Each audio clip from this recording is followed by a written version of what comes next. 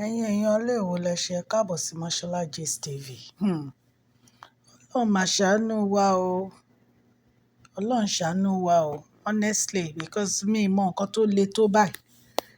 Ẹ jẹ́ kí n kọ́kọ́ kí ẹ̀yin èèyàn pàtàkì. Ẹ káàbọ̀ sí Mashola Gist TV. Ṣé àlàáfíà ni ẹwà gbogbo lé ń kọ́? A dúpẹ́ ní ọwọ́ Ọlọ́run fún ọjọ́ èní. Gbogbo ẹ̀yin tẹ̀ ń ṣe ọjọ́ ìbí ní èní 25th of April, ẹ kú ọdún, ẹ kú ìyèdùn, ẹ̀mí yín á ṣe púpọ̀ ọdún láyé o. Bí a ṣe gbọ́, àṣírí àwọn èèyàn wọ̀nyí ó tú sí bàbá wèrè ńlá lọ́wọ́. Wọ́n ní wọ́n tiẹ̀ fẹ́ bribe akọ̀wé gan ní owó. Wọ́n ní akọ̀wé ní envelope tí àǹtí Wáyé tó fún un, wípé ìgbà tó máa ṣe wò ló ń rí £500. Ipò ń dẹ̀ da £500 yẹn padà. Ṣé ẹ mọ̀ pé a sọ fún yín pé àǹtí Wàárọ̀ wípé wọ́n jọ wá sí inú palace. Wọ́n dẹ̀ ní àwọn àti àǹtí Wáyé, wọ́n ní wọ́n close gan ni. Nǹkan tí wọ́n ń try láti ṣe ò ní pé kán bribe akọ̀wé, torí wọ́n ní akọ̀wé kábíyèsí, wọ́n ní ó ti pẹ́ nínú ààfin. Wọ́n ló ti pé ọdún 10 gbáko nínú ààfin. Wọ́n ní kò dẹ̀ ń ṣe èèyàn burúkú. Wọ́n ní kò ń ṣe èèyàn jálajàla, kò ń ṣe ẹni tó ń gba bribe. Ṣùgbọ́n wọ́n ní àwọn elder, wọ́n ní wọ́n fẹ́ fi ọ̀rọ̀ yìí, wọ́n fẹ́ fi kọ́ wọn lẹ́sẹ̀ nítorí pé wọ́n mọ̀ wípé akọ̀wé gan kì í ṣe èèyàn burúkú. Nígbà tí Queen Naomi wá sí inú ààfin, wọ́n ní Queen Naomi sọ fún kábíyèsí pé kí ló dé tí kábíyèsí ò wádìí ọ̀rọ̀ yìí dájúdájú kó dẹ̀ di èyí tó ń ṣe òtítọ́ mú. Wípé akọ̀wé ti pẹ́ nínú ààfin wọn 10 years náà ní màá yìí ti lò. Wọ́n ní màá yìí ò ń ṣe ẹni tó yẹ pé ó lè ṣe ibi fún bàbá wèrè ńlá. So bí a ṣe gbọ́ nìyẹn tán ní màmá àgbà wípé wọ́n kàn sí bàbá wèrè ńlá, wípé wọ́n dẹ̀ sọ fún bàbá wèrè ńlá pé kí bàbá wèrè ńlá kó wádìí ọ̀rọ̀ yìí dáadáa o. Wípé ṣán mọ àwọn àǹtí wa gbogbo tí wọ́n kó sínú palace. Wípé ṣán mọ̀ pé kì í ṣe èní náà tí ń ṣe gbogbo àwọn nǹkan tó ń ṣe yìí.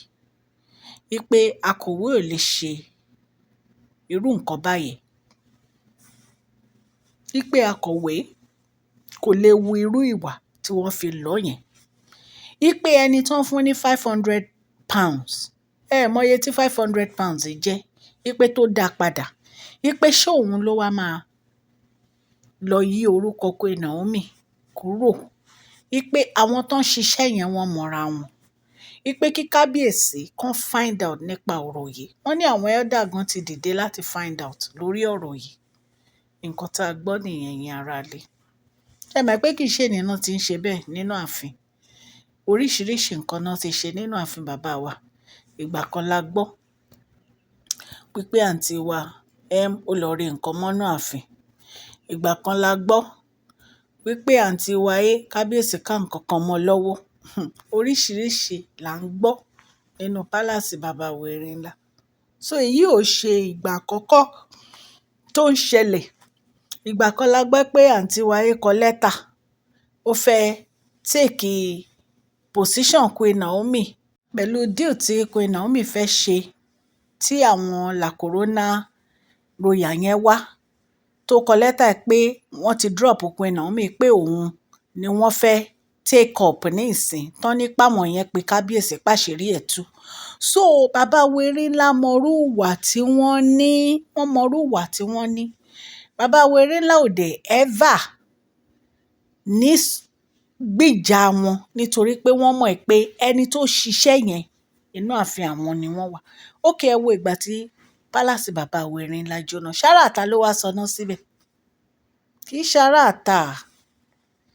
So àfi kí Ọlọ́run Elédùmarè ọba láàánú kó ṣàánú fún bàbá wèrè ńlá.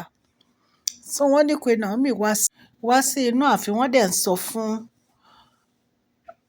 bàbá wèrè ńlá pé kí wọ́n ṣe investigation ọ̀rọ̀ yìí dáadáa o, nítorí gbogbo àwọn nǹkan tí wọ́n ń sọ nípa akọ̀wé yìí. Wọ́n ní akọ̀wé ò lè ṣe bẹ́ẹ̀.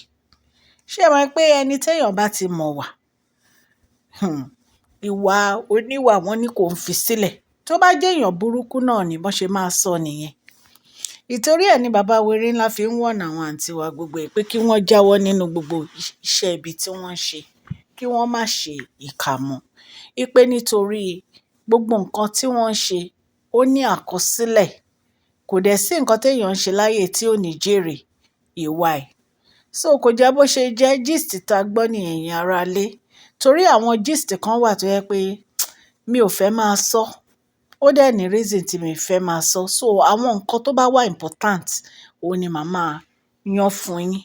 Ọlọ́run Elédùmarè ọba aláàánú á ṣàánú fún gbogbo etí tó bá ń gbọ́ mi o. Orúkọ mi ò yí padà. Bí a ṣe máa ń sọ allegedly ní gbogbo àwọn nǹkan tá à ń torchlight sí o. Máṣọ́lá ni orúkọ mi, Yorùbá dẹ̀ là ń sọ lórí ìkànnì yìí. À ń sọ nítorí pé a fẹ́ gbàgbé àṣà àti èdè wa dẹ̀ tó ń sọ fún ọ̀pọ̀lọpọ̀ àwọn tí wọn ò gbọ́ Gẹ̀ẹ́sì. À ń sọ̀rọ̀ nípa celebrity gist, royal gist, politics àti gbogbo nǹkan tó ń ṣẹlẹ̀ ní agbègbè orílẹ̀-èdè bàbá wa ní ilẹ̀ Nàìjíríà. Tẹ́ bá ti subscribe, ẹ tẹ notification bell yín so that tá bá ti post any gist ẹ máa rí. Òkè òkè ni ọlá yín á máa lọ o, ọlá yín ò ní lọ ìsàlẹ̀ láéláé.